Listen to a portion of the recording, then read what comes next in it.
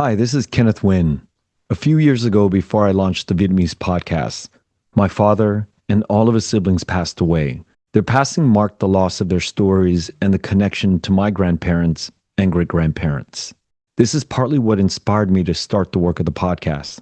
Many of you still have the opportunity to record and preserve the legacies of your own families. I've just begun to sit with a few families now for interview sessions to record the rich histories of their parents and the lives of the generations that preceded them. Don't let your family's stories go untold. Take a moment to reach out to me, and together we will bring out your family's story on a recorded journey. I've included the link in the episode description. Visit vietnamstorybank.com today for more information. I'm Hồng. I am a former diplomat and currently an advocate for financial inclusion. Welcome to The Vietnamese. I'm your host, Kenneth Nguyen.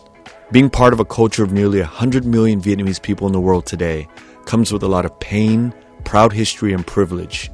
Join me as I highlight and explore the Vietnamese experience from all over. It's funny that it's a subtle thing, but you don't like talking about yourself. And, through the many times that we've talked to each other, I know you don't like it. But that's why I really thank you for coming on today. I'm happy to. I think we were talking about boundaries before coming on the call.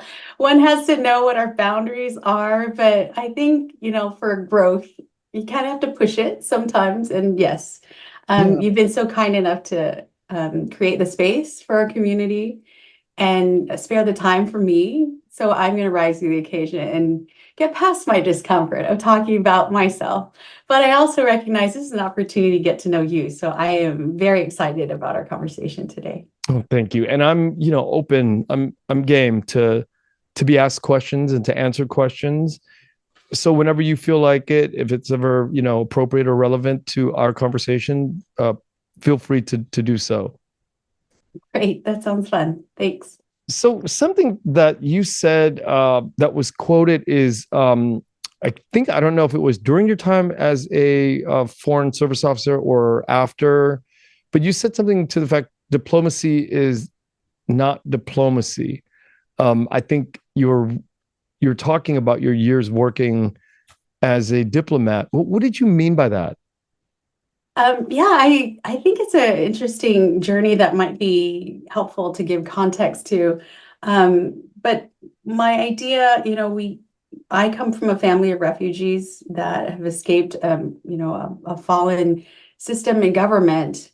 And always as a child, I thought to myself, like, what can I do to be a part of peace and to support dialogue, to avoid a situation like this? And so I was that kid. If you ever asked me at the time, what do you want to be when you grow up? I always thought the answer and the right answer is to be a diplomat. And, following that path, it took me to the State Department as a foreign service officer. And, diplomacy at the time for me meant like with the official passport, representing a government with the talking points and being an official envoy of a government to be able to facilitate peace. But to the point that you raised, it is my learnings after many years. I think it's been 20 years since I since I joined the State Department. But as you know, I since left. I've learned a few things that you don't need a black passport, a diplomat passport, and have a business card that says that you're a representative of X country. Everybody in their own roles, in their own way, could be a diplomat. In fact, you are a diplomat of the Vietnamese diaspora, speaking and sharing stories about us and sharing the humanity that we have and sharing that humanity with each other to encourage that peace.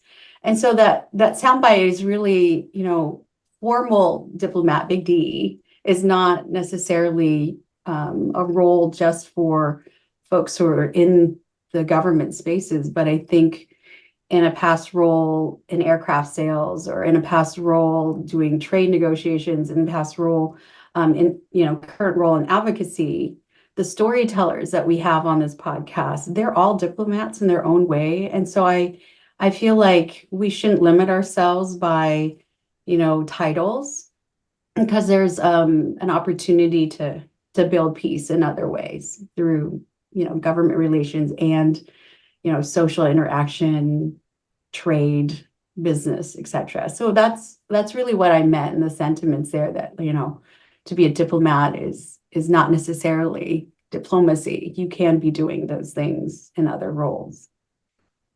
Not everybody who applies to the State Department to become a diplomat actually gets in. And once you're in and you do all those years, what made you get out? This is recorded, right? No, I'm kidding. No, thanks, Ken, a lot for like an easy softball question. I appreciate it. No, at the time, I joined in 2004. It's a different US. It was a different conversation that we were having in the international space.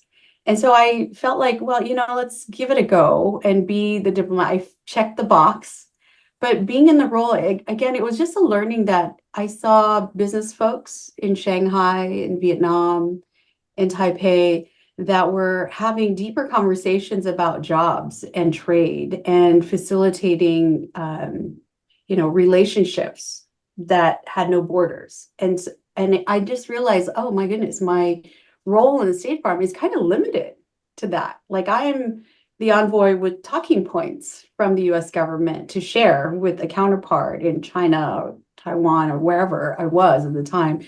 And so it occurred to me that, if I were very interested and if my values wanted to be expanded, I could do so elsewhere, not just at the State Department. And I feel very blessed that that experience was there. So I know the role for government to government relations and government to business and the role that that plays. But it occurred to me that I think I could do more working in other spaces of commerce in the private sector, or now in philanthropy, that I'm in an advocacy role.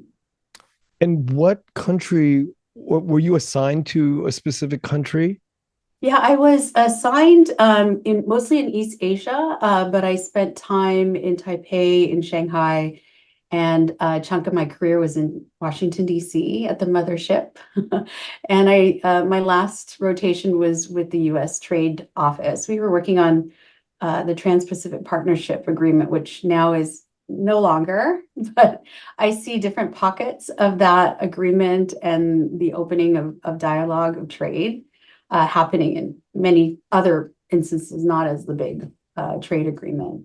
But I find it fascinating because even in those roles, you can find space outside of your official role to be creative. And especially in the trade space, we in the US have like a pretty big market, right? And the doors of that market is very valuable for many markets to come and sell goods. And so to ensure that the trade is fair and that, there's fair labor, the products are made well, and it makes sense. Yes, that's when we use our doors to open, but also to encourage good behavior. And so it really opened my eyes to what opportunities can a tool like trade be facilitating diplomacy. I think at the time we were working with Egypt and Israel actually on a free trade agreement where they have to work together to combine their inputs in order to facilitate the free trade to the US. So there's just, again, like, folks may not be aware that these are the workings of a lot of very patriotic government officials that are also thinking about what can we do to make sure it's a safer space out there, and that we're facilitating that piece. So I'm quite proud of the colleagues that I work with and the kind of policies that we are supporting. But I'm also very proud of the policies that we're dissenting on and the dialogue there. And I think, we're having a government conversation. There is space for individuals not just be machines and an extension of the government, but also debate, right? This is the space of the US government where we can talk about things that we disagree with and not be put in jail for it. And so I think there is really a lot of pride in that, the history I have being a diplomat representing those values, and also recognize we're not always perfect. And so this is where I think the dialogues that we have on this podcast, the stories that Anvik is telling with the sympathizer and Christina's talking about, each of us has an element of what is America, and we're having that dialogue. And and the discourse. And I think that's really something to celebrate. So I'm glad I could be a little part of it in some way.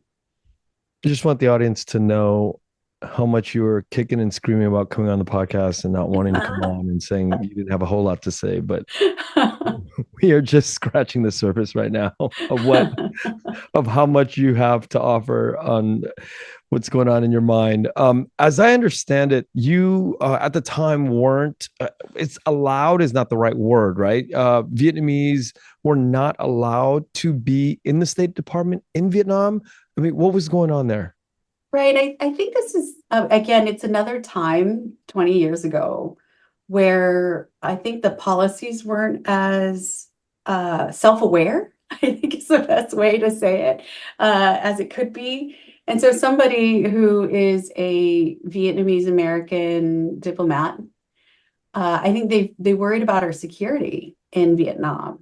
And likewise, Chinese Americans, likewise, Russian Americans, if we are diplomats, the security colleagues would hesitate to send us. And in fact, I think it took many years and dissent from a lot of colleagues that have different backgrounds from their country's diaspora to be able to break through. So during my time, there was actually a consul general in Ho Chi Minh City, in our parents' parlance, Saigon, who was Vietnamese American and stationed there and pretty high up during the 2026 APEC conference even. So, I mean, this is kind of new stuff. And at the time when I was stationed in Taipei, it was this really funny gray area where they said, no, I don't think you should be stationed in Vietnam, even though the need was there and I speak Vietnamese and it'd be fine. And so it did cause me to scratch my head. I'm like, I wonder what other biases are reflected in our policies, right? And that's where you do need to figure out like the advocacy to change some of the things that you think aren't right. And so I think this is the experience of a lot of the Foreign Service officers that are, again, representing the US. They're not all Yale and Pale. We have very diverse backgrounds. There is a space for us to be able to be stationed anywhere of our choosing and fit. And the things that are maybe not data backed should not be informing these decisions. Yeah. So I mean, that wasn't very long ago, 20 years ago. It wasn't very long ago, but I think things have changed. I mean, the State Department's always an evolving entity, thank goodness. There's a long way to go. But I've since seen improvements. I'm not saying there couldn't be a lot more and it couldn't be more accelerated, but as in any large institution, it is pretty tricky for them to figure out. And I think also I'll show up with kindness there. I think they were worried for my safety, right? They were worried for me being an asset or turned into an asset and all this other stuff that, the intrigue of diplomacy, you can walk that thread any way you want to.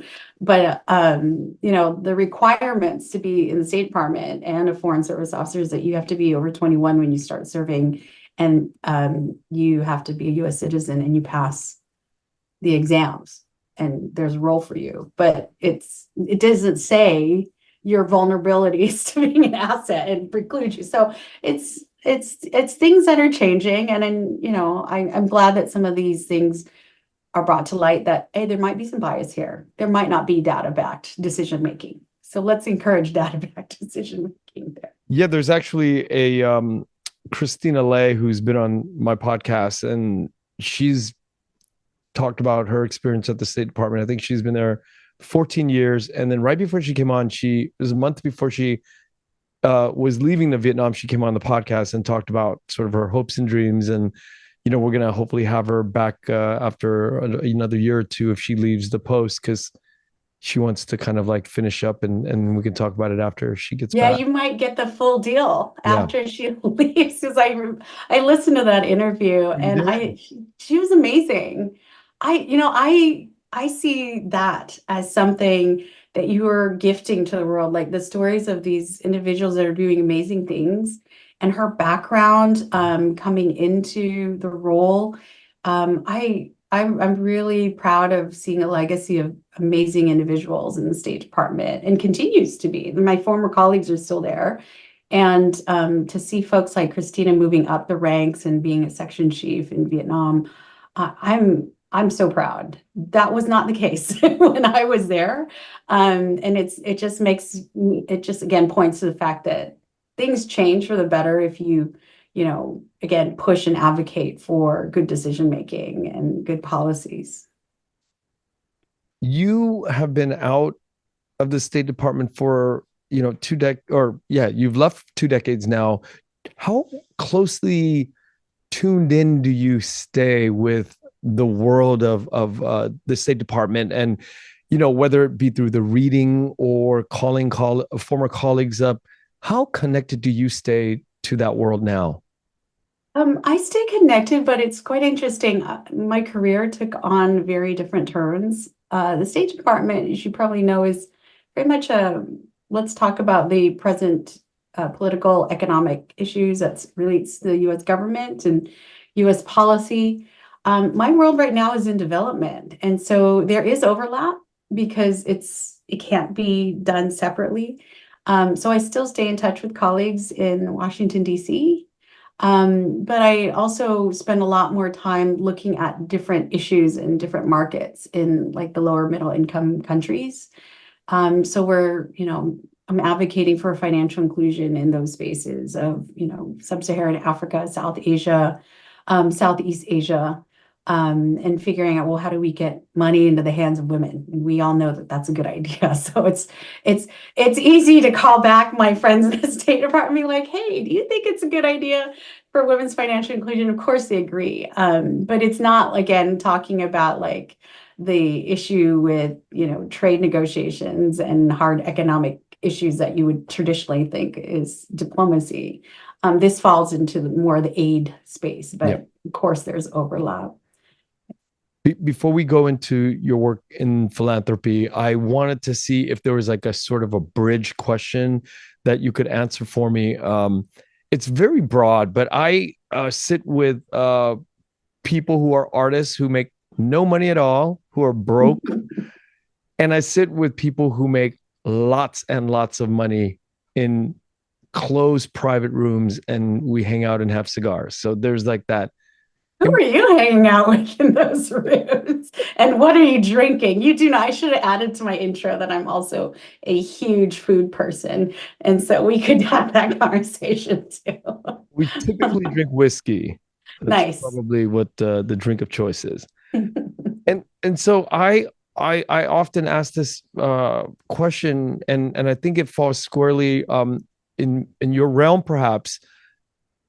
The disparity that we have in the world first, right? The US and developing countries, the rich and poor, the disparity between those things are sort of, you could see it, you could feel it on the ground when you're there. But this disparity that's happening in the United States is becoming more and more. The space between us all is getting further and further apart. I really wonder sometimes if we are able to do this closing of that gap in the United States, and then obviously the next is, are we going to be able to do it around the world? This closing of the monetary gap between rich and poor is getting bigger and bigger. It's not getting smaller and smaller. So can you give me your thoughts on that before we move on to philanthropy? Yeah, no, these are things that we think about all day, all the time. And you made me think about, I have amazing colleagues in the organization I work with. And this morning, actually on a call, a colleague said something that is still resonating with me. And I feel like it's going to stick with me as a value as well, is that like, how do I be a good ancestor? And isn't that, I mean, I'm just going to mic drop that. How do I be a good ancestor? And this is coming from a woman who has, I know, right? And this is coming from a woman who has similar background as us, right? Somebody who came from basically nothing in a space, and it was education that was a foundational stepping stone out of poverty or access that her parents wouldn't have not had access to. And I think to myself, like, what is the system that has caused the situation to be it is and continues to perpetuate it? And I know one of those pieces being curious more recently to history, the origins of colonialism, inequity, slavery, these institutions that still remain with us today in different form. And so I'm curious the fact that, what are those things that can get us beyond that? And a lot of the times the answer feels easy, right? Why don't you, just cut checks to poor people? And why don't you build up the education system? There are so many components. You cannot tell me that there's like one silver bullet for all of it. But what we do know, and I love that we're doing this, and this is part of the dialogues that we're having, not just here, but elsewhere, is like, is the capitalist system the right one anymore? And is it maybe not having the right principles or traps that hold people who are extractive accountable? And does it make sense even for the rich to be this rich, right? Like, I don't want to sound like I'm foaming at the mouth socialist. Don't get me wrong. Like, I shouldn't even like convey it as that, because I almost think that, these folks who are often labeled as certain things, they're just curious, like, could things be better? Could we have more humane policies? Could we have a more progressive tax structure? And who's against that? And you kind of wonder why, right? And so I think there's a lot of work to be done. And Kenneth, I'm pretty sure you have opinions about this too, because you're in the spaces. I'm dying talking to to these give folks deeply. Like, what is your view? I'm dying to give you my view. Just ask me. No, I would love to hear your view. Like, I'm thinking colonialism, I think institutions, where can I make investments to inoculate some of these things and lift up folks out of poverty? But I would love your view, because you're at the individual level and there's wisdom in the stories that you've been exposed to. I'd love to hear your thoughts on that too. I'm going to answer with posing a question first, and then we can go from there, I think. So at this dinner, one particular dinner, last few days ago, I posed the question with these cognac drinking men. I said the disparity is getting further and further, and it's on my mind constantly. And I think it is not what we think it is. And this is going to be super controversial, but throw it out there. What if smart people come with not just the toolkits from social conditioning and nurture alone, but what if it's really nature that they're given sort of like they've been given talents with their mind. And then on top of that, like the Vietnamese community was given this weird sort of history of a lot of these men were like 12 years old when they left Da Nang or Saigon, and they were children of previous government that were locked up, and they came living through hardship. So not only did they have like really smart genes, they also had this history of living on the streets, being really poor. Then they were given a chance to come to the new land and new opportunity to make a lot of money. So my question to them is like, okay, so you were given the genetics to excel at school. All of you here have done extremely well at school. And then after school, you guys went and worked at these big capital firms or investment firms or became doctors, whatever. And the fuel that gave you guys the opportunities was the impact that war had on you. So it was like the perfect storm of these things that you were given, and now here we are at this table. And you look at the poor members of our American society, and you're like, I think that not only were they not given that kind of history, but they're given 400 years of a different type of history of being repressed and oppressed. And then you could say that because of whatever, they weren't blessed with the nature, the natural sort of talent that was given to you guys. So now we're looking at every single day of your lives, you guys are more productive, and every single days of the poor in America, they're less productive. And year after year after year, there's no way to reconcile the distance that has happened. So it's like on the playground when there's like 100 marbles and 10 kids are playing it, and the kids that can really shoot marbles, the two of them that can really shoot it get the 100 marbles. I mean, and you play this game over and over, and you let it play out on the playground over and over and over again. The top kid and the top two kids are always going to win the marbles from the other other 9 kids. That's what we're dealing with. And I think it's a natural situation that's happening all over the world. And we don't have breaks to stop it. And I don't know if having government step in and say, hey, the best marble players, you can't play marbles. You need to step aside. You need to get out, or you could play all this fake game like it's fun, and you guys just have to redistribute the marbles after. Yeah. I don't know. Yeah. You'll have a lot of people getting angry. That's probably why, like, a lot of our at parents the dinner table, they were all like, "We're not giving our marbles. We worked too hard. We worked hard for it." Yeah. And then some of them were like, what's really unfair is like, I almost died, when I was a kid. My dad died, or, I had a really effed up childhood. You can't take that. Can't take that away from me. It's not fair that I went through that and I almost didn't make it out. And many of the kids that I grew up with didn't make it out, and they're still there.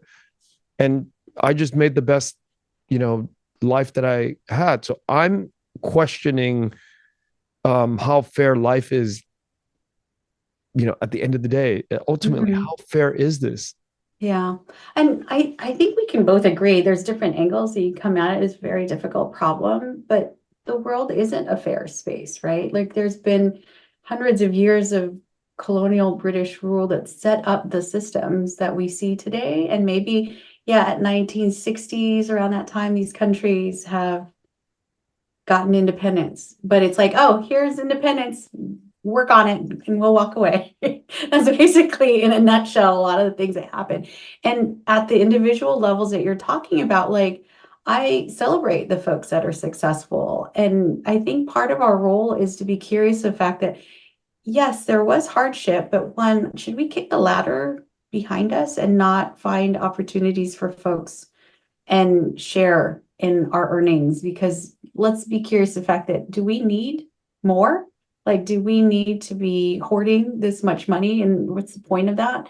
1, 2, I think even the folks that you're having dinner with and your Hennessy's, VSOP, I don't know if they see that our community, the Vietnamese community, is not a nebulous, like, we're all successful folks, right? There are people that are still in poverty. And I'm also curious of the fact that maybe those folks don't have the same background that even my parents did. Like, they were former government officials. My mother used to work for NGOs that were foreign NGOs. So I get it. I think there's an element that you said, there's some history there, even though it was reset and we're refugees. I do think my parents pushed me and knew that education was really important, and this is the path I needed to take, and encourage that. But not every family has that kind of dynamic. There's families that were, started off impoverished in Vietnam and were forced to leave too. So I'm curious to all those factors, but I don't know what the right answer is. I'm curious, like, what you think is the right answer, because obviously telling the folks that are rich to step aside is not that.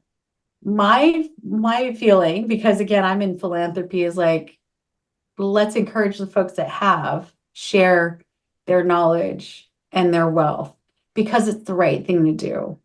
And also, let's face it, it's a safe thing to do. In history, when do you have civil war and issues? It's when the income disparity gets greater and greater. This is when, like, the French starts overthrowing folks in the history of their country, right? Like, let's be real here. That's the point in every country when the poor starts to revolt. It's right now. It's actually right now. And honestly, I think if former President Trump did get assassinated, I really think our world here in the United States would have been there would have been chaos, because I think that the poor amongst that core group is feeling like this was something that was, like, in their mind, the conspiracy is like, what more do our leader has just been shot, and it's going to, like, tailspin into something like a revolt or a French Revolution. I really believe that could have happened. That's interesting. So it sounds like you kind of are a conspiracy theorist that are running through these scenarios. No, not at all. I'm not a conspiracy theorist at all. No, I'm just commenting. I'm just commenting on the fact that we're very close to a sort of a revolution or a revolt. We could be very close when poor people see things in a conspiracy minded. So I'm not just a. I'm teasing you. He is not a conspiracy theorist. Let's make that very clear. Yeah. I'm just commenting on how close poor people in America that support Trump could have taken it to the next level because of poverty and being pushed to certain sort of optics, right? But no, I'm not a conspiracy theorist. I do appreciate that you're saying you don't think the government is the solution. I'm curious why you think that, especially because, that's a lot of my space is advocating for institutions and governments to help support. I don't think I said that government is not the answer. I don't think that it's the total answer. I think it's more private individuals who make a lot of money need to find that empathy and compassion. How do we seed the money makers and make them feel empathetic and compassionate? I think that's more of the new model. How do we get them to really feel like it's their obligation to pitch in and make a better society? Yeah. I mean, there's a lot of really great work that is happening with the Giving Pledge, where there are very clear leaders like Warren Buffett, Sarah Blakely, who founded Spanx. They've signed up to give up more than half of their wealth in their lifetimes, which I think is astonishing as you start looking at the stats of the highest net worth individuals and what resources they represent as a whole.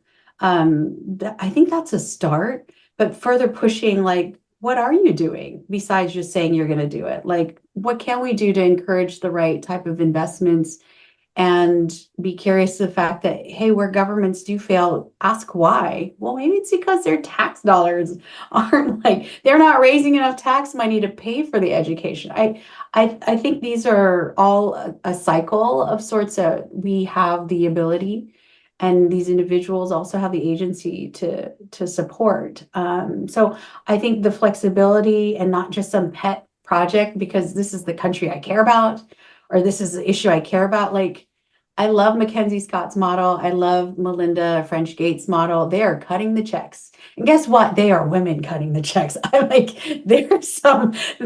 be some data that let's make sure we spotlight. These women are changing the game. Yeah, and by example, doing some amazing work. So I think what you're talking about is exactly it. Yes, government is a component, not the only answer. What can we do to continue to push for more engagement and charitable giving, philanthropy, and support? Again, recognizing it's not a fair system. It is possible that we benefit even as refugees. Benefited from certain systems. Maybe the next step is just to have a woman president, and then we can revisit this conversation. Okay, I remember now what we talked about at dinner. I remember now clearly what my response was to all of this. And I think, we had about, 4 progressives at the table, liberal progressives, and we had 4 staunchly really conservative guys. So the room was very balanced. And I brought up this at the very end. I said, I think it is not about anything other than we have special interest money in politics today, all over the world. And I think that somehow bled into the way we do business all over the world, not just America, but Europe, Vietnam. Everybody has money in the political system. And I think that has truly been corrosive and has created the disparity between rich and poor. And I think that is the real problem. And the reaction, were you invited back to dinner, first of all? Second of all, the reaction in the room. They said that I'm a lifetime, because of that idea, I am a lifetime member. Oh. I mean, that is the problem. You go everywhere in the world. It's just money inside of politics that move the rich closer to being much more richer, and the poor has no voice. And if we could figure out a magical pill, a magic bullet to get rid of that problem, that is where we will see improvement in everybody's lives. I really think the money in politics is corrupted the Supreme Court. It's corrupted all the war that we go on. It's because there's so much money lobbying, whether you're in Vietnam or the United States. It's happening in governments everywhere. Yeah. I do find it interesting, having been on the receiving end of that lobbying. I understand it makes the case. Sometimes these folks who are being advocates for U.S. jobs, that's often the collateral that is being used. It's not money. It's how many jobs did I bring to your state, right? That, at least that's in the U.S. framework. Absolutely. But I'm also very curious to the fact that, like, is it possible that there should be money backing the poor's advocacy? Should there be lots more money backing humane policies? Is it moving the money from the lobbying or competing with the lobbies with substantial amounts of money for, like, humane policies? I see the angle you're yes, I understand. I think that I just put that idea out there. Discuss. Like, what do you think about that? Yes, obviously I'm in full support of that. But how do you make the distinction of the poor? How do you make a distinction for fighting for the impoverished? Mm-hmm. Yeah, there's civil society organizations, and it's a very disparate landscape, that they're in different corners advocating for this community, this geography, this demographic, etc. And I think, having been in the space of advocacy, lobbying, and government, there is impact when things are mobilized. There is impact when you say, actually, in this block of influence and jobs that you can create to grow the pie, not jobs to preserve only. These are the things that we should be moving forward. The tools of the trade are quite interesting, right? It's the advocates, it's the think tanks that craft the policies, it's the funding of said think tanks and the advocates, and it's the funding of those institutions that help support a coalition. And if you were to use some of the student protests as one angle in the US, you've seen for various issues, not just the current ones, but, like, there's that too. But what if that has funding behind it, the same way that certain demographic lobbyists supporting one community in the US, which I will not name on this podcast, has been strong and a block voting and, as a coalition. I wonder if that's a possibility too, not just saying, hey, no funding, because I think it's like water, right? You can write the laws, but there are always ways to work around it. Like, I'm always fascinated by all those firms on K Street figuring out ways to get around lobbying rules. Okay, so how do you motivate lobbyists to move in the direction of standing up for the poor? Yeah, right. Funding. How do you get the funding? What motivates and inspires that funding to move towards the poor? Yeah, I think this is, again, part of the whole institution of philanthropy. It's like, what is your big bet, and what is your big strategy? And figuring that out and unlocking the funding for that issue is always the mindset. Like, how does that work? And the inner mechanisms there. But not all philanthropy is coordinated. Not all individuals, high net worth, the folks that you're drinking Hennessy with, have family offices, and it is an individual cutting checks and things like that. So is there a model out there that could be more collaborative, and those people are okay with reducing their power and simply writing the checks the way that some philanthropies are for this issue? As long as it's for this issue, to move that along, we want to see the result of, but I don't need to control the thing. I think that's happening. It's the new model, again, that's being trailblazed by Mackenzie Scott and Melinda French. So it's quite exciting to see, again, women trailblazers doing the things. It comes full circle. I do want to ask about, I want to drift into this idea of KPIs. Are there indexes on progress, and can we or should we be tracking when we give money out to the captains of the stewards of poverty or getting poverty corrected, is there KPIs? Are there things that we can say, here's the metric? And if there is, and if there's a system of doing it, how often is it reached? How often are these targets fulfilled? Yeah, it depends on the issue. If you talk about health, there's plenty of institutions that measure health by, lives saved, reduction in child mortality rates, et cetera. Education, same thing. In my line of work with financial inclusion, the World Bank actually has an index called the Findex. And easy to remember, Financial Inclusion Index, Findex. That comes out every 3 years, and it measures whether or not the work we do has made a dent to put accounts and money in the hands of people who had not been banked before. And so there is, and our institution is very data centric. Not every philanthropic institution or high net worth giver has the same sort of data driven mindset, but we often put out there and support those indices to ensure accountability. So there is that in our space, and it's wonderful to see that there is the measurement. But back to my earlier point, like everybody's trying their best to figure out the solution for that. Some people are thinking microfinance and microcredit. That's been like something that started since the 70s. And then, here my world is thinking about digital financial services. How does mobile money help a rural woman in Vietnam have a bank account, be able to be onboarded, save money instead of putting that money in a tin can, and have the vulnerabilities of that, right? So we think about, well, what are those stepping stones in the progress, so that the larger index and we see the progress over time. And we have seen progress over time. I think another element of the poverty disparity, we feel it because in the US we have high inflation.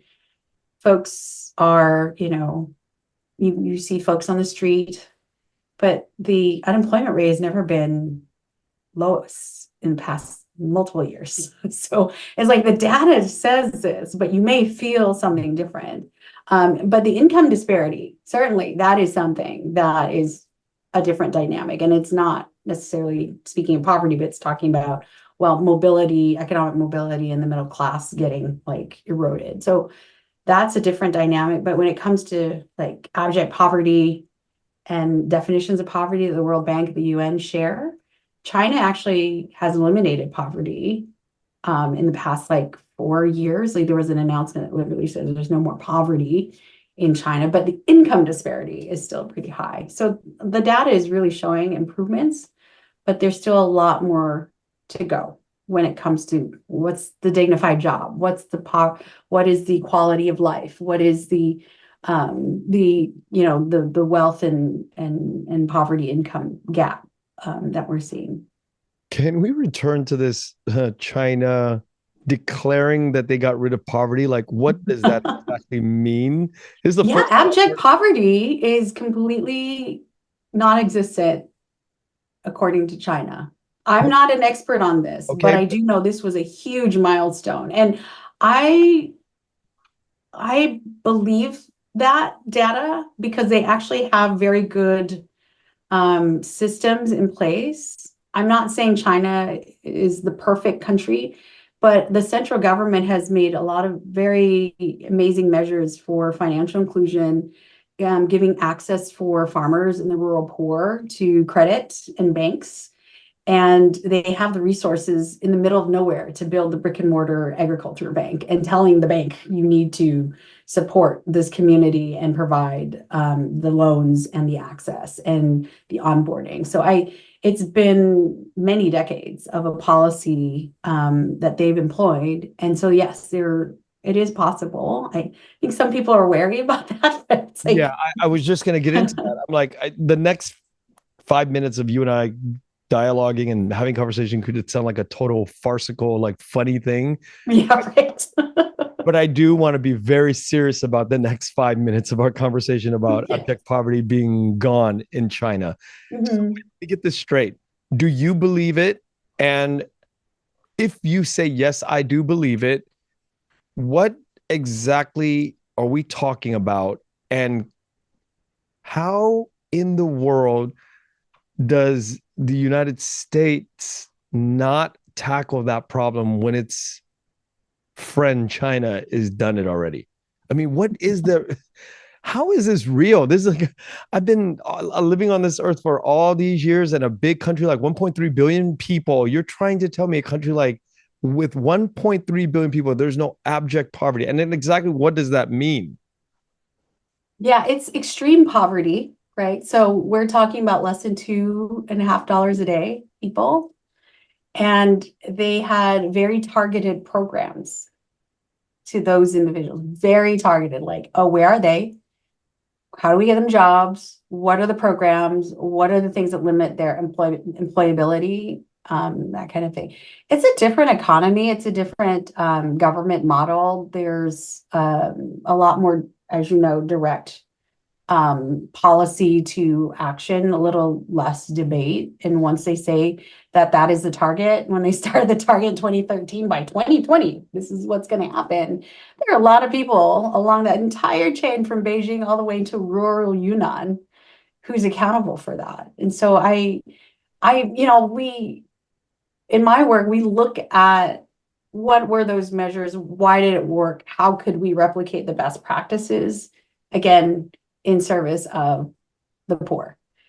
So yeah, we can go into a rabbit hole. I believe it is true because I've seen these policies being activated and all of the elements of the government are all accountable. The central bank, the State Department, which is a different State Department, they manage literally the country, the Politburo, the political folks, like all of them. You're making me sound like I'm advocating China, but it's really like the targeted policies. That's so fun. That's why it's so farcical right now. I'm like, oh, here we I are. Here we know. go. Actually, having lived there, I will speak truth to this because this is an experience. At the end of the day, we are individuals that happen to live in arbitrary places in the world where people have drawn these arbitrary borders and then they name the thing, right? If you tell me I'm advocating for China, I'm like, that's kind of funny because I'm actually advocating for the policy that this particular manager of this body working for. The US has excellent policies, but also we have terrible policies. I think we've lost $40 billion in the PPP program because the system did not know how to know where the money should go and send electronic money to individuals. Like, it's okay, but there are things that worked well, like free education for folks, and it's inspired a lot of countries out there. So it's pretty tricky. Like when you hear folks say nice things about China, I find it hard. People get really upset. It's okay to point out good things that China does. It's all right. I was totally gonna make a bad joke, and then you had to go explain everything so well. I was gonna be like, oh, so it's not that bad if China took over the world. Oh no, don't say that. This is where I will be voted off the Vietnamese diaspora tribe. I know somebody's gonna take a sound clip of that, and I'm gonna. I was on this podcast. I was on the podcast, this other Vietnamese podcast about a month and a half ago, and they took literally the sound clip that I said, "Ở Việt Nam sướng lắm," and they just took that out of context. So somebody's gonna take this out of context. There are good things that are, I also lived in Vietnam for a hot second during college, and it's a country within the borders that have people who share our similar DNA, and we have a lot more in common. And I think the more that we can realize that, again, back to my heart of hearts and my values is like, we can't be defined by the sound bites that we say. We are deeper humans than that. And we cannot point fingers and not recognize other people's humanity without putting out there our humanity and thinking it's a one-way thing. Like it's not possible. So whoever just grabbed that soundbite and faulted you and say, why won't you move back to Vietnam? I think they miss that finer detail of like we are loving people that want to see the humanity in many and the stories and the good of all places and things. And yeah, we cannot be handicapped by and define ourselves only by the tragedies in which our lives and our parents' lives have been affected by we are more complex and deeper humans than just that. So I'm giving you credit for being controversial and saying the things. Do you find it hard for you to kind of put out there like balanced experiences and stories of the Vietnamese diaspora, whether Yes, they're I in do, Vietnam because or not even diaspora Vietnamese? yeah, I And find myself having to self-censor a lot, because I don't want to offend the left. I don't want to offend the right. I don't want to offend Vietnam. I don't want to offend. I don't want to turn people off to listening to. I believe in slowly opening the door to more openness. And I think that if you go and take a hard right, hard left, hard, whatever, you're going to turn off a lot of people quickly. So I think that's the problem that I have. I really it is a problem. You keep trying to grow your tent. What's wrong with you? You kind of have to, no? Yeah. You kind of have to have people trust that you are listening with, because I'll have a veteran at Fox News Corporation on. I'll have these veterans of wars come on the podcast. I used to be a U.S. Marine. I used to vote Republican, but today I'm somewhere in the middle of all of it. There's things that I love about the Republican Party. That's gonna be a sound clip. Somebody's gonna clip that. Kenneth Boone, lover of the Republican Party. There's some things that I absolutely adore about the Democrats. There's these things about America that I worship at the altar of, and there's things that I can't say that the U.S. does better than Vietnam in certain aspects. There's certain things that each side has, and I'm here to talk about and discuss the nuances of all the things in between. I love that you're talking about the nuances. Again, we're not binary people that are defined by two different parties. We're not defined by government systems. I love that you're curious and ask those questions, like what defines you, right? Like, tell me more. Use other words besides these shorthands. Like, tell me why you gravitated towards that. Oh, okay, you believe in self-motivation, not getting a handout, and efficient governments. Okay, great. Like, let's open the aperture by talking about those things. I don't want to put it under a banner of a thing. That's a shorthand that I think doesn't do you credit and doesn't do your deep complexities of why you came to those things and your values credit. So I really love, and I think we see each other as similar advocates that way. Like, how do we open our aperture and grow our tent, right? And we have a big tent. We could label it the Vietnamese diaspora, but even within that, we can be curious to the things that we have in common, and we can be adults and debate and talk about the great things about Vietnam that are going well, and be critical as well. It's possible. The irony of taking a very small position to learn about the Vietnamese culture, the irony is that in the exercise of the exploration of this small group of people, you realize the parallels of humanity in the Italian culture, the Salvadorian culture, all over the world. We're the same. We have different stories, but the irony is we're all living the same way. We have the same problems politically. We have the same problems in our families. And so that's sort of like my way of approaching universal storytelling by these individual vignettes of stories in the Vietnamese diaspora and in Vietnam. Yeah. And I love that that's your motivation, that you're curious and want to understand, and that drives you. And I've asked you this before. What is the root of you wanting to be so curious? Like, to what ends are you doing this? And I heard you say it's my own thing, like almost this is my voyeur thing, but I think there's more to it. And I think you're sharing a little bit about that. Like, you believe that it's possible we have a lot more in common, and there's enough space for us to have these complex conversations, and still space for us to share our individual stories and see our common humanity. Well, I think if you're asking me the question of sort of how did I get this curious, maybe, I'm not sure if that's exactly. Yeah, I'd love to learn more about that. I think because I see how closed off my mom and dad were when it came to religion. And I've seen my uncles when it comes to politics. And I've seen the Vietnamese closed off in their own world with their own culture. And then you realize that this is not just happening in the Vietnamese world, but the more that we could talk about this closed identity where we're like, oh, this is what makes us who we are, in exploring that, it opens up everybody's minds who are listening.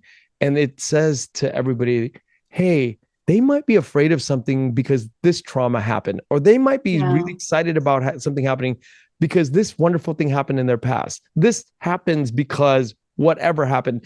And you really realize that we're all just human beings with things happening. And we just have this collective experience called the Vietnamese. And because we consider and explore all these different stories within the Vietnamese space, we can open up our hearts and minds to other cultures like China, like Taiwan, to neighboring countries in Cambodia and Laos. We could just be open up to our neighbors to the north, if we're living in Saigon, our neighbors to the left, to the right. And only through storytelling, I think, do we kind of like open up our minds and our hearts. Yeah. Do you have have you been successful reaching to your parents with these stories and why you do what you do? I'm very curious how, because you say that's the root of some of this curiosity, because you observe like how close-minded some of your family members could be. Like, have you been successful in chipping away at those walls? Yeah, the boastful answer to that, like the very show-off answer to that is yes, I have been very successful with my mom. My father passed away about 11, 12 years ago, but so I never really got a chance to exercise this stuff. But my mother used to be against homosexuality. My mother used to be a diehard advocate for pro-life, anti-abortion. She used to be a lot of these things that her Catholic upbringing was about. And gay marriage was out of the question.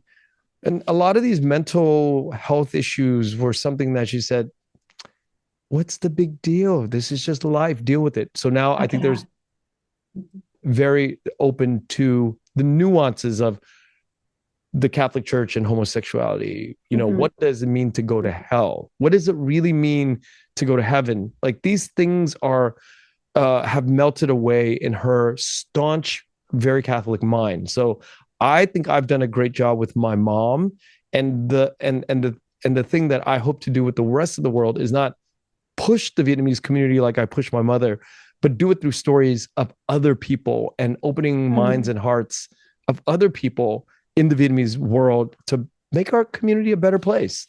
I think you might be in a very unique, rare era of being able to advocate to parents to change hearts and minds, your mom to change hearts and minds. In fact, I think there are many listeners that would love to hear more about how you were able to do that, but with a how-to. And if you do have that memoir, I think you should add in there the how-to of how you did that. Because I mean, I almost, in a boastful moment, I would almost say that I'm probably one of the world's experts in advocacy. And the hardest advocacy that I do is actually reaching my parents to change hearts and minds there. So if you were able to crack the code, I think you have the $1 million answer. Okay, but let me ask you a question now, because I think that living in close proximity of your mom and dad, like living with them or living very close to them, has a big effect. So that let's really start there. If you're not living with them or living very close to them, that's like saying I'm going to train my daughter to play piano, but I live, I live across the country, and I'm going to train my 7-year-old daughter that I divorced from her mother, and I'm going to teach her how to play piano from, East Coast to West Coast. I think it's very difficult to instill a certain way. And here's the example. Whenever there is an article that comes out from the Vatican that says Pope Francis has apologized to this group of homosexuals for this reason, I literally bring the article over to my mother and go, hey, Mom, I just want you to hear me explain this to you from our lovely Pope Francis, and then I'll break it down. And that's how I have been able to do it, because of my mother lives with me, and so we're able to really have this dialogue. And so that's a real big advantage that I have. I'm boasting aside. I mean, the advantage is because I live, we live together, so we can do that. Proximity, yes. But you know what I just heard you say? Like you're finding champions that they look up to. Correct. Right. And you're bringing it to her in a way that opens a conversation, not like this is what you need to do, but it's approach of, can we explore this together? Because help me understand something like that. I think there's an element of that. I get it. It's very retail. I love that. You're deeply immersed. I think we've all struggled, right? Being in different, two different cultures. If it's not the issues that you raised with your mom's views, I think a lot of your listeners may have any number of other things that they do have a hard time. And let's face it, language barrier is often a challenge there. Yeah, that's a big deal. So I like your ideas of like the champions and who do they listen to and what are those elements that you can bring into the conversation. Really smart. So proximity, language is another thing. I speak fluent Vietnamese as a result of living, together with my mother. We speak every day. We were in business together for many, many years. I was her right-hand man. She was my right-hand person, in business. So very deep sense of bonding, loyalty, trust, the whole thing. But she came from a different era of the Vietnamese Catholic Church. So I'm not going to name names on this podcast, but I'm very close to certain Catholic priest friends of hers that I believe are living a different kind of embodiment that she thinks that they're living. Right. So I will coordinate dinners or I'll coordinate conversations with these priests and my mom, and I'll just spring up topics. And these priests will be further left than I am. They'll just totally rag on Trump because they're not on the pulpit. They could do it behind closed doors. At dinner. So this little person there and have them talk on our behalf. So years of this now, my mother is a Democrat. She really fights and rebels against her church friends who are pro-Trump people. And I now have to pull her back. She's gone too far to the left. And I said, Mom. She's gone too far. She's gone too far. She's gone too far. We got to pull it back here a little bit with some more nuance thinking and discussion. We can't go too far in one extreme because the polarization of these conversations doesn't make any sense either. So we got to figure how to attack these questions in an intelligent way. Yeah. And any advice for your listeners and how you are dealing with the dissonance that you started with and what your mom had and dad maybe at the time, had shared with you? Like, how do you cope with that? You have to remember that you have very little time left on earth. You have to go hard at it. That is my, like I'm dealing with this. Kenneth wins starting arguments in families across the world. You got to come at them with unconditional welcome. Welcome and love. Yes. Welcome and love, empathy, and you don't go with the idea of changing hearts. You go with the idea of just listening. And listening makes the other party feel safe. Safe. Yeah. They feel heard.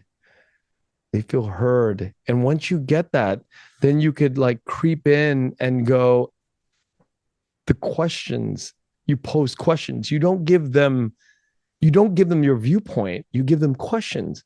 So Mom, what do you think about like gay people all going to hell? Like that doesn't make sense. Can you, and then explain to me how that works. Yeah, explain. Yeah. So I think years of just sort of like listening and then just coming and not giving my mom statements, but giving her questions. And that's easier said than done, right? Mm-hmm. I think many times we get emotional and we want to get them to see it right away. But I think we take time and we got to realize that their time on earth is limited. And why do we need to change their hearts and mind? Mm. But what's the rush? What's the big deal?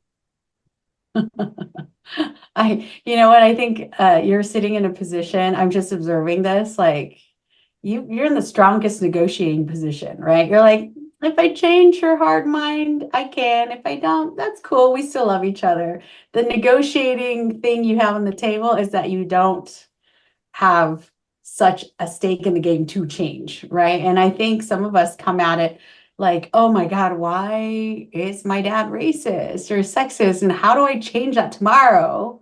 Whereas, oh man, he's living his truth. Maybe I'll put here and there some ideas because that's my value, and I'll make my position known. Some, some of the broadcasting that you're telling us to avoid, but like ask the question while you broadcast. Hey, what do you think about that?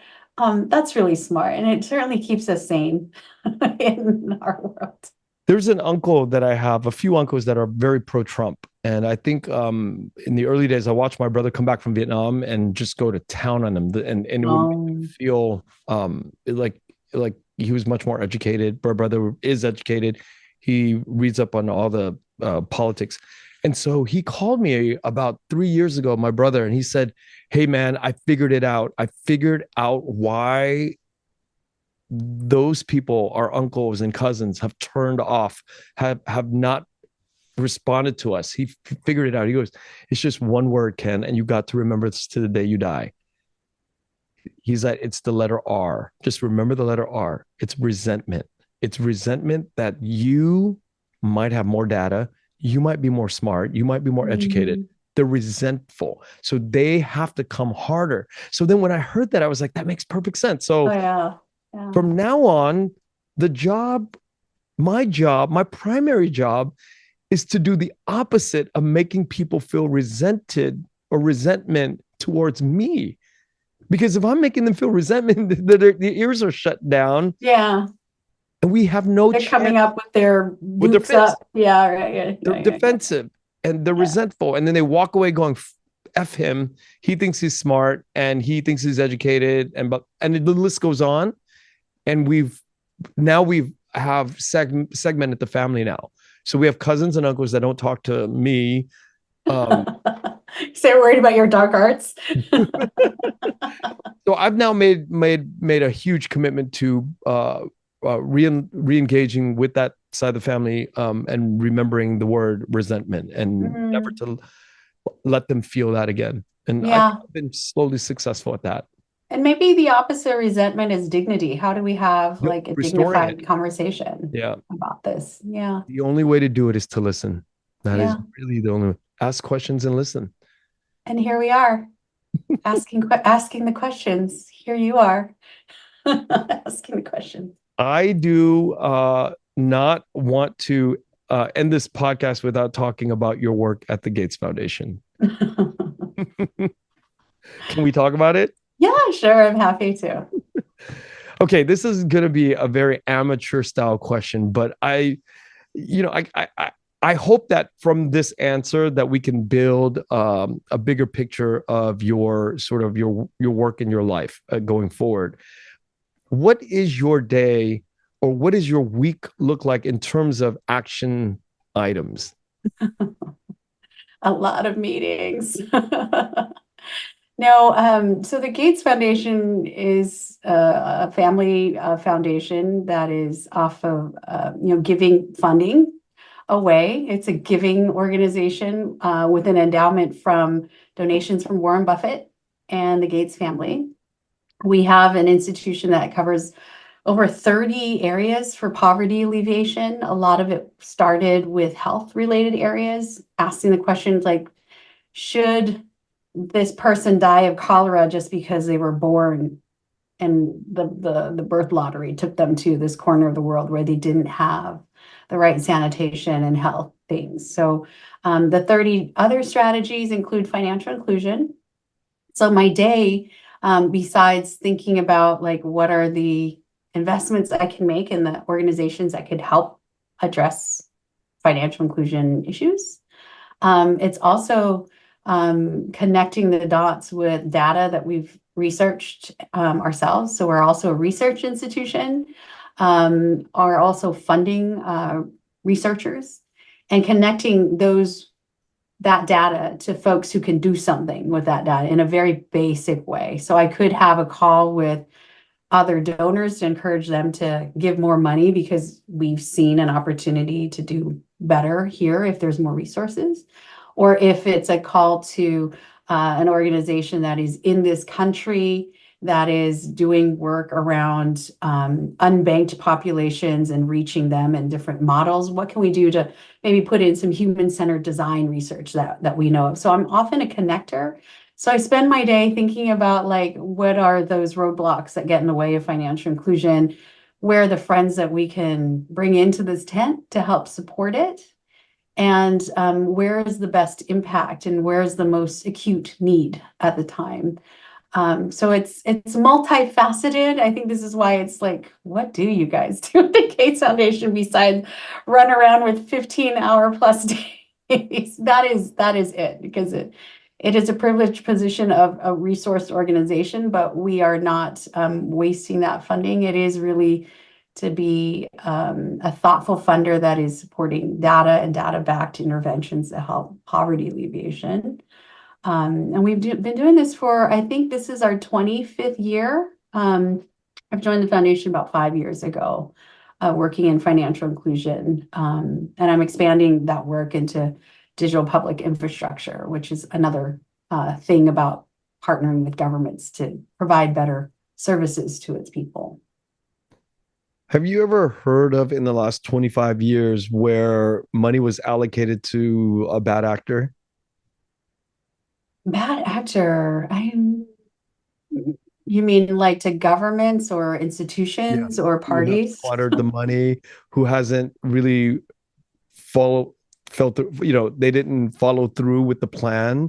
Yeah. I wonder about that. Like I think it's funny. I wouldn't label them as bad actors. Oh, So okay. I think, how about this? I often equate our giving and our we call them investments. We're like seed investors in the development space. We'll try. We will seed a good idea, and if it fails, then that's the risk capital. And in the other spaces, there are countries with taxpayer dollars providing development aid, and a history of that and the funding and the flows and all kinds of stories that happen to that. We know that we're but one tiny drop in the bucket of this larger, development sector, and so it's not bad actors. It's more like an idea that was good at the time that didn't work out. So it's often, how do we fail fast, like an entrepreneur would?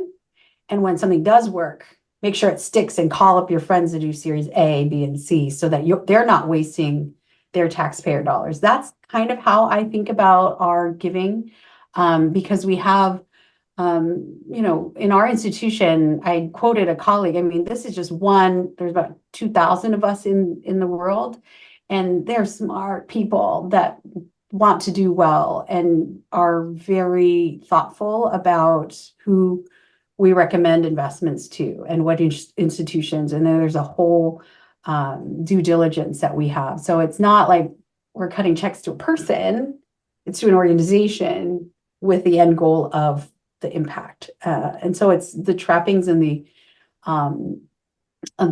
measures that we take are pretty rigorous, but flexible relative to countries and other donors in the space. Your answer reminds me of what I have to remind myself all the time, which is when I'm such a generalist with the world, right? I maybe I know a little bit about the entertainment industry. That's probably where I can kind of hang my hat a little bit. But even then, there's levels to the understanding of the business, right? You probably have this massive understanding of giving money to organizations to fulfill philanthropic needs. What are the things that you, before you got in, had like this idea of what philanthropy was, and then finally when you got in, you're like, wait a minute, this is not right, and this is really the more clear picture. Like that word that I just said, bad actors, that just shows you how little I know about the actual intentions of where the money is being allocated. And right, it's just like those small mechanical kind of details are just so fascinating. And what is it that you learned after doing this for 5 years now? it's an easy answer. I didn't know anything about development before coming in, so I would probably be asking your question too. So you're among friends here. I just want to put that on the table. Like, what motivated me to get this job was I basically, if you think about it thematically, my job is in sales. I was selling the US, right, in diplomacy, selling aircraft, selling strategies. And then here I'm an advocate trying to sell poverty alleviation ideas. So what I do know is I really care about women's financial inclusion and making sure that there's representation of smart money that are owned by women and managed. So I'm like literally went on LinkedIn and like find jobs in financial inclusion. So this is how I got my job. And so my preconceived notions are thus the same as yours, like as a generalist. Oh, cool. Then this Gates Foundation, they care about poverty alleviation. Cool. I have no idea who they're giving their money to. And I'm pretty sure most of the people on the street, like if you ask them, they're like, first thing, they're like, do you have any money for me? I get that a lot. And the second thing is they don't know who we're cutting those checks to. And like now, as I realize is it isn't just me as an individual writing checks to a person. It is literally like we have a set strategy and a plan that's data informed. What are the parties that are the smartest to activate this strategy out there in the spaces that we care about? And then we are delivering funds to nonprofit organizations or equivalencies in the world to do this work. So a lot of it is like UN technical assistance facilities, like people who are UN employees whose focus is on policy. And they are working with governments to ensure that the policies are inclusive or is impactful for women's financial inclusion. So what are the data protection policies that they could help the government develop? So that's kind of where the money goes. I had no idea when I joined the foundation that was the case, but that's the shorthand. Usually we are either finding nonprofits or equivalencies in the world that are doing this work. And if there isn't one, we would help build one. It may not be a Gates Foundation organization, but there are lots of smart people who want to start up an organization focused on that. So sometimes we work with them to build those institutions to help support that need. Can you walk me through just the basics of like A to Z, like how you find an appropriate organization that needs money, all the way to putting the money in the bank, all the way to getting a report back to see if they actually accomplished the mission? Yeah.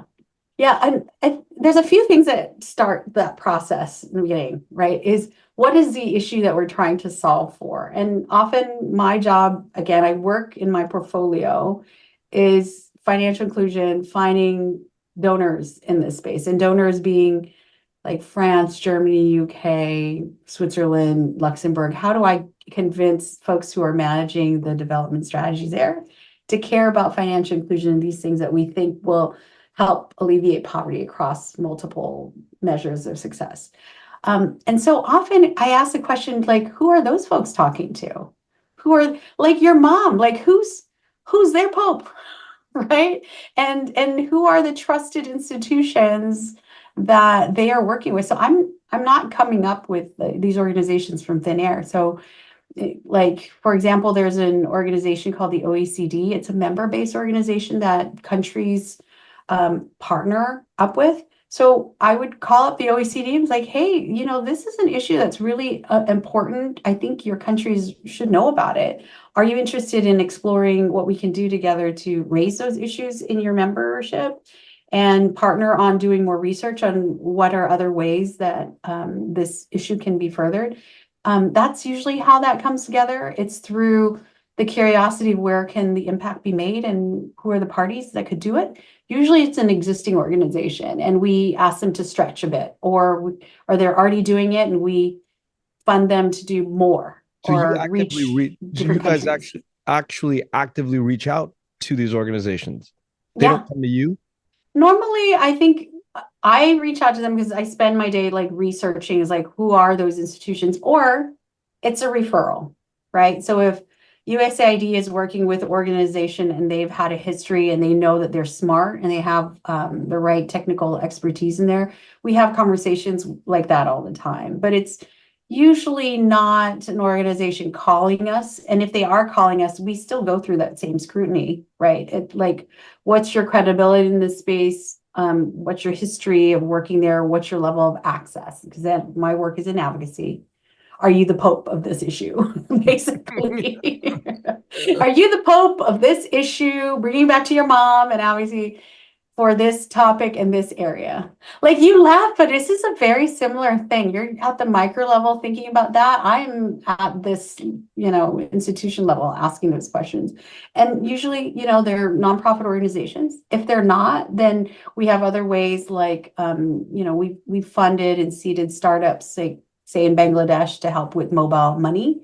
And our role in that board is to say, what are you doing in your business strategy that is helping service women in remote areas that are unbanked? So there's different ways for us to do this, but for my particular area, most of the time, it's asking those three things. Do you have the technical expertise? Do you have the access? And do you have the credibility to continue doing this work? Yeah, so that's the start of it. We would then craft like a statement of work. That statement of work has, usually it's about a 3-year program, and number of people that are involved, resources that are needed, convenings that we have to pay for. That's in a budget. They propose the budget to me, and then I go to an investment committee, and they all scrutinize our legal team. There's different layers to ensure it's not Tao cutting a check to somebody. And then at the end of the day, that's where there's a partnership agreement that starts, and we have an investment made. And then those institutions have to report back what is their impact based on what they committed to in the beginning of that process. And it kind of starts over. And when it starts over, we ask for existing partners, what could you do differently to make it even better? So we're kind of known in the development space for having the flexible funding, but having immense amount of scrutiny of that funding. Because at the end of the day, if you can't present to our leadership the impact, somebody's going to ask, what did you do with this money? And you cannot answer and show the impact. We are very hard on ourselves. So at the beginning processes, we ensure that it's making the impact in all the trappings. Does that make sense? That makes a lot of sense. But as you're answering it, I always go back to, how does this apply to the motherland, right? And I think that you and I have had this conversation about, you're not really in that world, you're not in that space.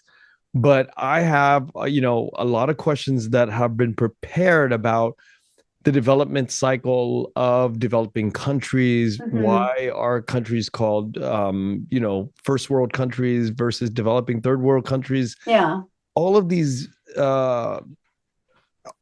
designations, for me, always goes back to the motherland and how it applies back to our future. As the Vietnamese global community. Mm-hmm. And I know you've said that you don't really live in that space, but will there be a time or day that you, or even now that you, tiếng Việt Nam kêu bằng hướng về quê nhà, do you think hướng về quê hương hướng về quê hương will you ever do you ever consider using the knowledge that you've accumulated to I hate using the word help Vietnam, because we're not helping anything. Vietnam's doing great. They're doing great. Like, I don't know if we need to be helping Vietnam. That's a dumb thing to say. There's another quotable, like, you can be great, and then we're so many of us that I meet always says, I want to go back to Vietnam to help them. I'm like, no. That you can't go to Vietnam to help anything. You go to Vietnam to help yourself, basically. Yeah, that's honest. Yeah, that's honest. It's just being honest. Do you ever think of bringing this knowledge to Vietnam to develop further where Vietnam has already gone? Yeah, in my line of work, actually, one of the building blocks to financial inclusion is this thing called payments, like interoperable inclusive payments. It sounds very techie, sorry. But at the end of the day, if a country has that, you can have a rickshaw driver charge you $1. And that dollar could be transacted through a mobile money transaction. The rickshaw driver gets paid $1. You pay them $1. And there is no middle person to take any of that money away. And that's kind of mind-blowing to some people, because especially in the US, that does not happen. Like if you go to my donut shop down the street, there's a minimum of $5 that you have to pay or purchase in order to pay transactions digitally with your card or with your Apple Wallet. They do that because there are certain service providers, I'm not going to name, that takes a cut of that. And when you're a donut shop that's making like less than $5 a transaction, every penny is meaningful, right? And so when we have the rails of this payment system, I can identify I need to pay Kenneth. The system knows that Tao has enough money and knows that Kenneth has a transaction and verifies that that's the transaction I want to send to Kenneth, and that's it. And so we have this system that we hope to see in many countries, and we also hope to see it in the region. So for Vietnam, where this is applicable, is we hope there's an interoperable payment system in Vietnam and many Southeast Asian countries. And we hope that those countries are connected together, because in countries like the Philippines, Vietnam, there are many migrant workers that are working in other countries. How are they sending money home? Like, Right. That's a good question for somebody who works in that. Sometimes it's actual people that are moving the money around. Sometimes it's Western Union or another service provider, and they take a lot of money from that transaction, the same way that I brought up the idea of that rickshaw driver. So in that transaction of the rickshaw driver, Western Union could take up to 75 cents from that dollar, which is crazy if you really think about it. And that's meaningful, clearly. Yeah. So in Vietnam, where it applies in my work, we're hoping to build with partnerships with Singapore, Thailand, and the ASEAN countries, an interoperable instant payment system where we can create with countries those rails. So if Vietnam ends up choosing to work with us, it is the country saying, hey, we believe we need this interoperable payment system. You are supporting this open source software because you need the hardware and the software to make those transactions work. We support this software called Mojaloop. So if they choose that, we end up working quite a bit with the country. So I'm going to be working a lot with the Philippines. We work a lot with Singapore because they're advocating for this regionally, not just in the country with the rickshaw driver in Vietnam, but how about I want to send money for Thailand to Vietnam? Like, how do I do that in a way that, the transaction costs are minimum and I could do this with like certainty and security? So that's kind of where the work that we can do would make a huge difference. How many projects like that are you managing? I don't manage it alone. There's a team of 30 of us that have geographic orientation and technical orientation, but we cover a lot of ground, and maybe this explains my 15+ hour work days. But thank you for asking. I appreciate it. Wait, We are managing a lot of projects. You were not joking about a 15-hour workday? I'm not. We have 9 focused markets for financial inclusion. And then the payments piece is really one component of other digital public infrastructure that we see governments could take on so that they could be more effective in servicing their country and building entrepreneurship and digital markets. So they could be anywhere, but beyond the 9 focus countries or Sub-Saharan Africa or Southeast Asia. So it's a lot. My day starts sometimes at 6 and doesn't end last night until like 6 p.m. So that was just calls. So, yeah. Well, I want to apologize for taking 2 hours of your 15-hour day. No. I feel this is a nice break from my day of meetings. This is a joy to talk to you about my work and my history, and asking you. Actually, the advice you gave me may sharpen my advocacy game even more and help some families with their conversation. Are you having issues with your family? Me? Yeah. Am I? Never. My dad is a very proud man, and I really appreciate you talking about the R word, right? Mm-hmm. And we've talked about this. Like, we have Confucian values where women's voices are not as, the same level as a man's voice. And age is a huge thing, and structures of hierarchy.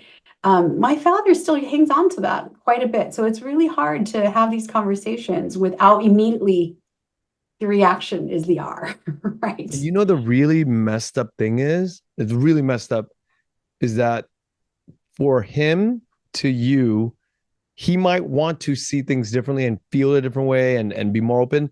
But for some, and I've had this conversation with so many guys of that generation where they're like, oh, it's my daughter. I don't know why. I just can't open up and be more vulnerable, be more honest. What's the word for vulnerability in Vietnamese? I'm not even sure I know the word for that. There might not be a word for it. There might not be a word for it. Yeah. Language is always developing. And if you think about the evolution of meanings of words in Vietnamese, they're monosyllabic. And then you have to put 2 syllables together, sometimes 3, to make a word. And I think when you think of like the word computer, it probably came about maybe in the 70s. So before 1970, I'm just making this up, right? Before 1970, you didn't have a word for computers in Vietnam. And so before 2024, July 31st, there was no word for vulnerability. So you and I are going to have to pull this out of the ether and create a word for vulnerability using the monosyllabic features of our language. So bị tổn thương is what Google Translate says. You're right. It's like, let's give the vulnerability like 5 different words. And that's 5 different attributes. But if you think about it, it's not even accurate. Tính gì? Tính dễ bị tổn thương. That's like the characteristics of being easily wounded. That's what Google's saying. Sự nhược nhiễm, which I don't know that's a noun. Yeah. That's beyond my Vietnamese. You tested the limits right there. So, I think that having vocabulary to deal with this stuff is like, if you don't have the vocabulary, then the reality is not really there. Yeah. Right? Because words are everything. Words is meaning. Meaning is what you can see, what you can feel, what you can experience. And if you cannot experience the description of the word vulnerability, what are we working with? It's hard. I have to tell you, like, I don't think we joke about it on this podcast, but the value of you be able to reach your mom and talk about things openly, things of controversy she's like diametrically opposed to, is huge. In fact, like, in the history of ever, I've never heard of this before. It's possible. Go interview more people, because this is clearly a service that you're doing to our community. We joke, but it is really one of healing and journeying together rather than us separately in our own trauma. I feel like this is that one of those pieces to unlock our healing. And we're all struggling with that in different ways. Like, I joke about my dad, but it's tricky getting to him. He's like 85. Part of it is like, I think as an adult being self-aware, and I'm like, cool, I'm with you. Like, I'm not going to change his mind. Let's just enjoy each other's company. Yeah. Which is weird, right? Because I think about my children. I'm like, at any given point in the time that I'm 80 to 85 and the time that I die, like between 80 and the time that I die, I want my children to be able to come to me with any question about molecularly what I represent, atomically who I am. I will give you the blueprint. I will give you the factory instructions on who I was built to be in the world. And I want them to know me on every single level. And I wonder if they're going to take that opportunity to like bombard me with questions about, and then how am I going to react in my 80s or 70s to the questions that they have? And hopefully they want to listen. That's my struggle right now with my 9-year-old. I love him to death. It's funny, I'm trying to get him to be like a feminist, and he's like, not interested. And so I think maybe you keep the curiosity, but like hold back some of it So they can fight it for it. might backfire. Kids are hard audiences in equal measure, I think. They don't make them like they used to. No, they don't. Clearly. Now we sound like old people. Kenneth, we're not doing ourselves a service here. Back in my day, if somebody asked me, I'd be so privileged to share. Do you think you're going to be at the Gates Foundation for life, or are there any times where you're like, I wonder what it's like over there? I don't know. I take one day at a time. I think I'm still at this like in awe. I feel like I'm in a privileged space. It's rare air of sorts. And also, I don't feel like I'm working. I joke the 15 hours, it's a joy. It's Wow. hard, but I really I think I found just where an alignment of values, access, and the ability to activate impact in a way that I think is, I don't know if I'd be able to find that elsewhere. Yeah, they But I call don't it. know, Kenneth, would you like to give me a job? Maybe you and I could interview folks together. Look at how long our call is right now. I know, Taz, that's one of the longest ones I've been on in a long time. Oh You man, cut me off. It sounds like once you get her started, you couldn't put her back in. I tell you, it's all the ones that say, I have nothing to say, the ones that push down, that kick the can down the road, like let's just do it later. It's all of those people. Once you get the microphones turned on, they have the most to say. You're so sweet. You made me feel very comfortable in a very clearly uncomfortable position that I normally am in. So thank you for that. I appreciate it. You're very welcome. And I'm very happy that you came on. And I also want to say something. I know you were just being tongue in cheek and being funny about offering you a job about whatever. I I I think that you would make a fantastic podcaster. I say that to a lot of my guests because a lot of the guests are wonderful, very inquisitive and full of information. But there is a funny thing that I've been wanting to talk about in this episode is there is a podcast called Acquired, and it's two guys that are like in the tech space. Have you heard of it? No, I think you mentioned it before, but I'd love to learn more. They did this one on Microsoft, and they Oh went like yeah, okay. 3 generations before Bill Gates was born and talked about, the founding of a bank by his grandfather, and then his father was a lawyer and his mother was like this big wig in society. And the beauty of like that podcast is like, so we get to hear you talk about your work in philanthropy through the Gates Foundation, and then we can see what the Bill Gates Foundation, who the people were that kind of like gave birth to this person who started this waterfall of philanthropic action that happened in the world. And today we could hear you talk about it.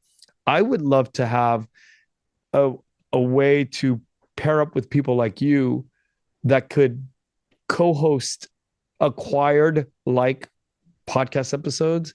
So I'm trying to do that in my everyday like work On the side. on the side. Yeah, because I mean, think about like if we talked about issues on like the history of the word vulnerability that leads back to the lack of the word mental health just a few years ago in Vietnamese culture. There's a word for it now, but about 30 years ago, the word mental health was not probably as clear. The monosyllabic word.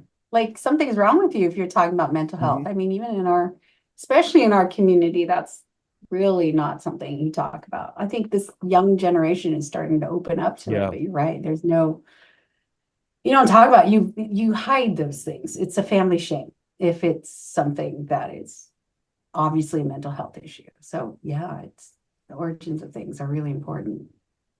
Well, hopefully we can come on and talk about other things soon because there's always stuff that I'm happy to be your sidekick. Just don't interview me again. Thank you. Would you like to end this episode with any questions? Do you have any questions for me?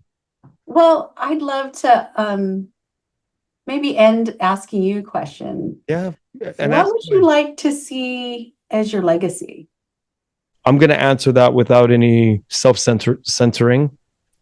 I'd actually like to see the ability to go back and forth, and I don't mean physically, but I mean that in community. The ability for everybody in the diaspora to go back and forth with people and infrastructures in Vietnam. I would love it if people in Vietnam felt comfortable coming out to the diaspora and doing projects and working more together to make the world of the Vietnamese global feel more cohesive.